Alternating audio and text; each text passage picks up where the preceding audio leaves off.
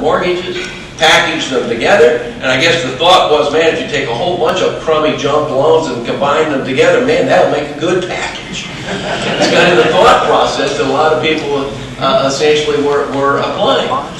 Well, they became highly leveraged. Then when housing prices, and to a little bit of defense here, that a number of these mortgage bankers were looking at those default rates that we looked at in the 80s and 90s, and they were very stable, weren't they? And they remained around 2%, and they were thinking, oh, these things are not that risky.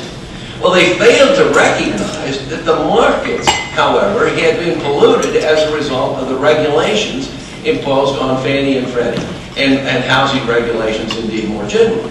And as a result, it was a different ballgame in terms of housing standards by 2000 than it had been in the earlier years. Now, initially, the rising prices, housing prices concealed that, but it was inevitable that you were going to have higher default rates, that we were going to break out of that trend of the 90s and the first part of the 21st century, and that's exactly what happened.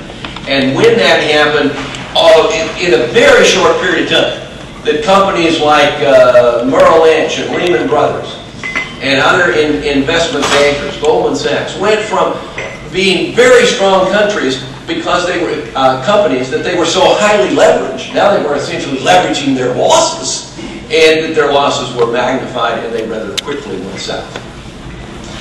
Well, a fourth factor I want to at least mention in passing is this increase in the indebtedness of the American people. American households, their indebtedness for all purposes, credit cards, automobiles, housing, the entire package, have been increasing very substantially since the mid-1980s. And by 2006 and 2007, that Americans were not in any kind of position to deal with unexpected expenditures. So they didn't have any reserve or leeway to fall back on. So when you have any, and against that background, when you're so heavily indebted, it quickly leads to rather catastrophic kinds of results.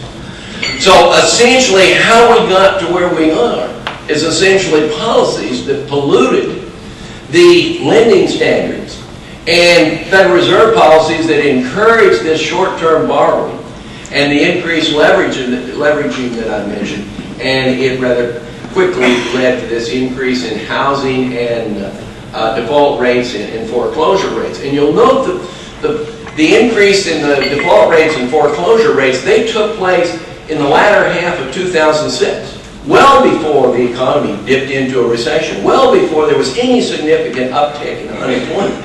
It's the housing changes in the housing market that led us into the recession, not the other way around. Now, with that sort of background, let's think about what the parallels